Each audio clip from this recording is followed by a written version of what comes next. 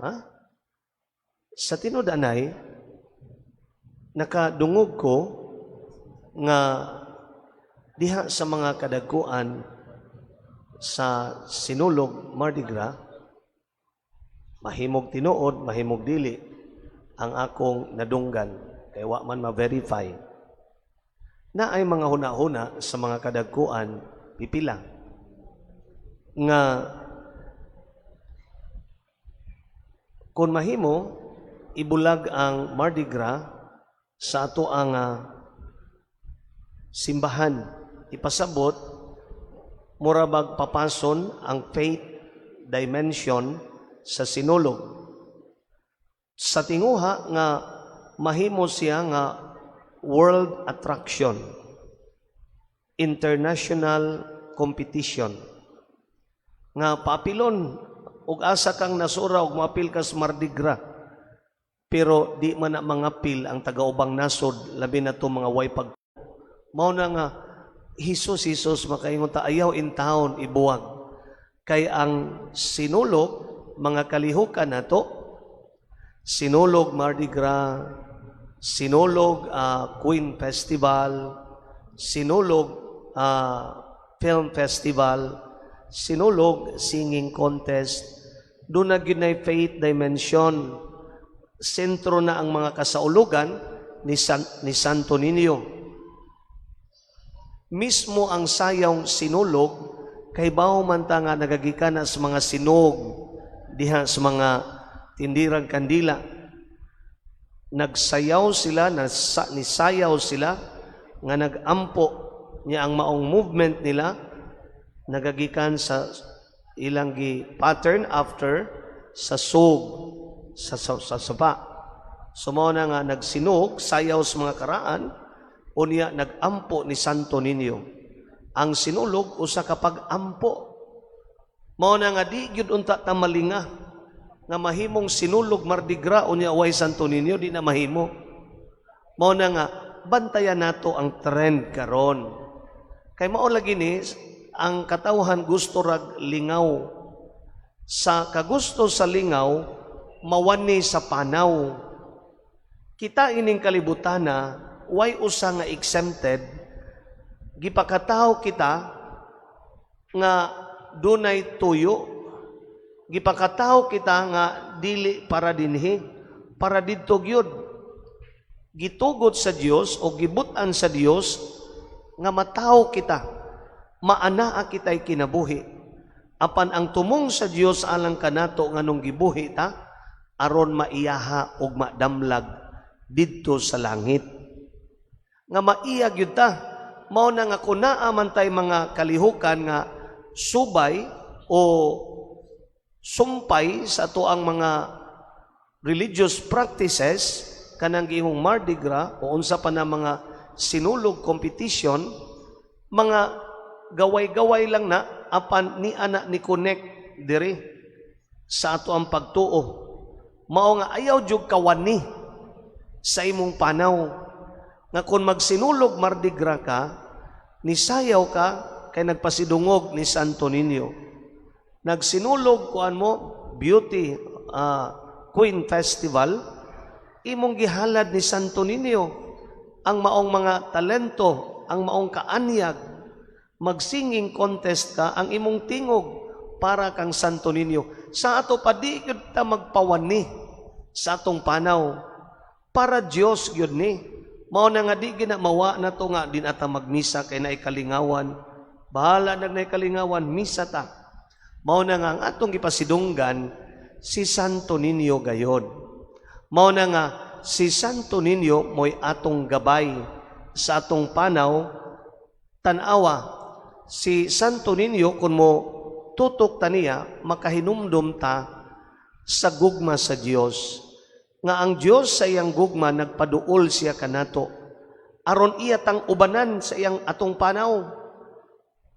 Siya nga taga didto minaog dinhi sa kalibutan, ni anhi siya aron tultulan taniya didto kay wa man ta makaadto pa, di man ta taga didto karong higayuna padung patah. Mao nang di man ta katultol, mao nang ni anhi siya tultulan taniya. Mao na nga mo arit ang Santo Niño aron magpatultol ta. Ayaw pawani sa imong panaw. Mao na nga si Santo Niño daghan kay itudlo nato para matultulan ta sa atong panaw ug di ta mawani.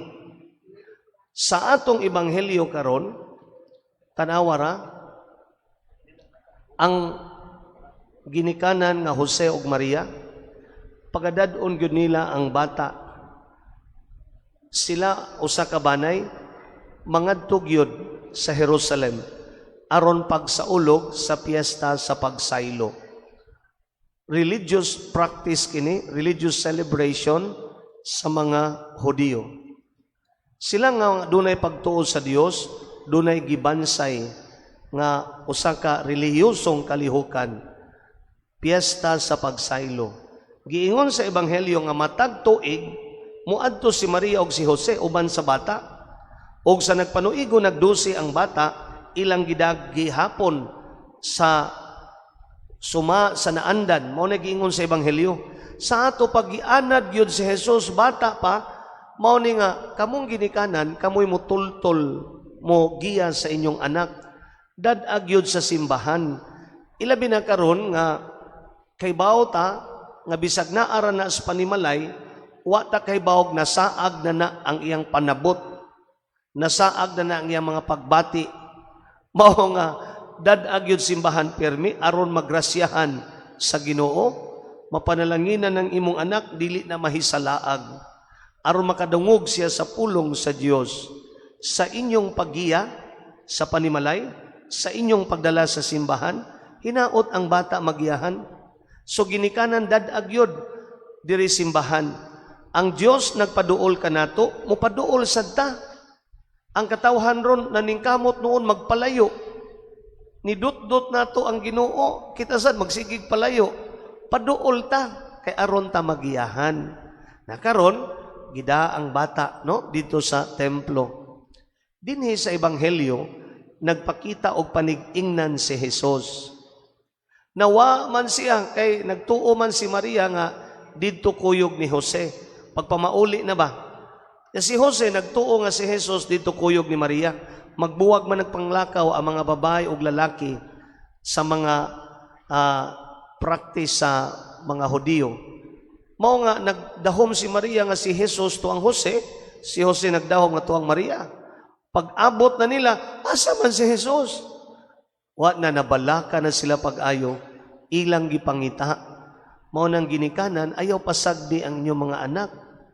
Giyahe, pangitaa ko nawa sa ilang mga hunahuna, pabalika gyud sa ilang pagtuo, iampo, ludhi, ngaron sila ingon magiyahan.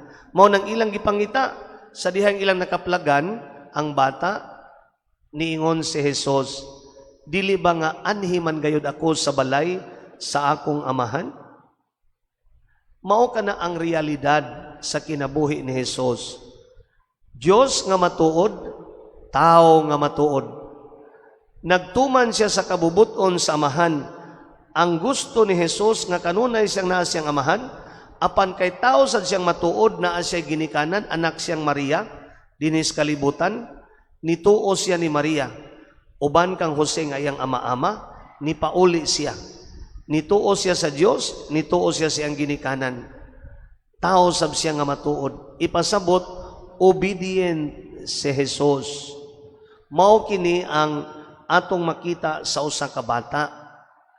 Tinuod na yung mga batang badlungon, batang masinupakon, pero generally speaking, linangkob nga pagasulti basta bata gani, suguon man ginanimo ba?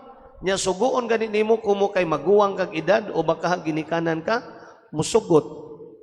So, sa ato nga pagtutok ni Santo Niño, sa ato nga ebanghelyo karon, ang bata nga si Jesus nagmasinugtanon. Gitudluan ta ni Santo Niño, kung gusto kang malangit pag masinugtanon. Ayaw pagsupak-supak, abi kay bright naman ka, musupak kas mga pagtulunan simbahan. Dayon kag ingon nga kinaraan na tuo man ka anang mga pari, tuo man ka simbahan. Nahala, ang imong gihuna-huna mo'y tuohi.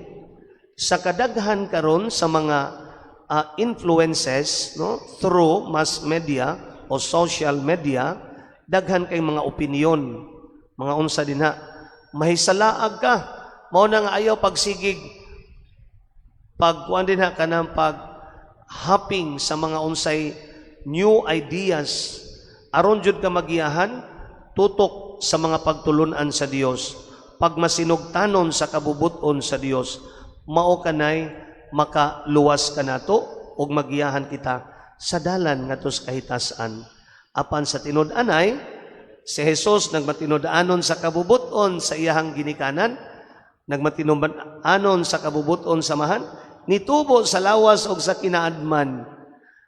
Kita gitawag sa pagtuman sa kabubuton sa Dios, dili lisod. Apan mutubo kita sa kinaadman kun atong dawaton. Dili sayon lisod, no? Ang pagtuman sa kabubuton sa Dios lisod. Apan dili imposible. Dili sayon lisod.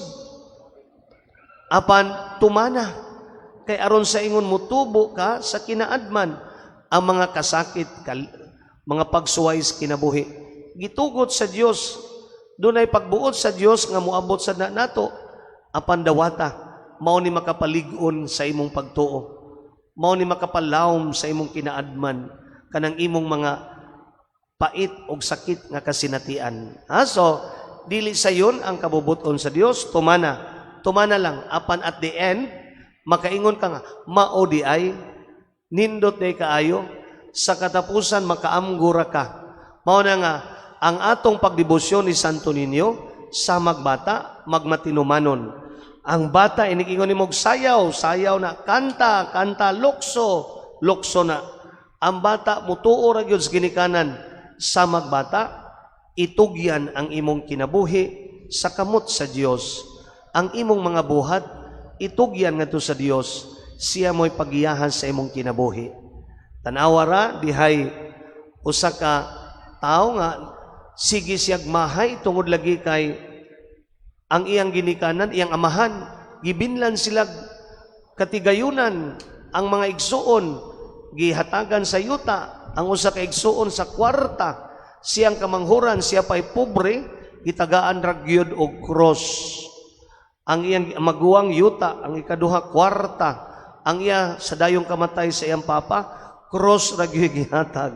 Ingon siya paita sa papa, oy, mao ni iyang gusto nako, nga musamot ko kalisod. Nagsigi siya bagutbot niya, niabot gyud ang panahon nga naglisod gyud siya. Nasakit ang iyang anak, nagsakit sad, nawagtangan siya trabaho, daghan ang mga pagsuway. So sa kalagot niya sa cross, ingon siya, may pang ako maigsuon, haruhay, ako rin naglisod. Iyahang gitangtang ang cross nga iyang gibutang diha sa bungbong. Sa kalagot niya, iyang nilukso siya, iyang gikawhat ba. Pagkawhat niya, sige siyang lukso, nakuha yun. Pagkuha, natagak. Pagtagak, nabungkag. Naguba, no, naputol. Pagkaputol sa cross, ay, sus, naaday bangag halo sa ilawom. Pagkaguba yun, daghan kayong diamond sold sa cross. Siya day ang kinadatuan nilang sa mga anak, kay tuade ang daghan nga naa niya, na sige siyang mahay. At the end, he found out nga siya day ang pinangga at tanawara. Mao na nga sa katapusan makaamgura niya ka nga naaday nimo ang diamond, naaday nimo ang kaanindot kabulahanan sa kinabuhi diha sa imong pagkamatinumanon sa kabubuton sa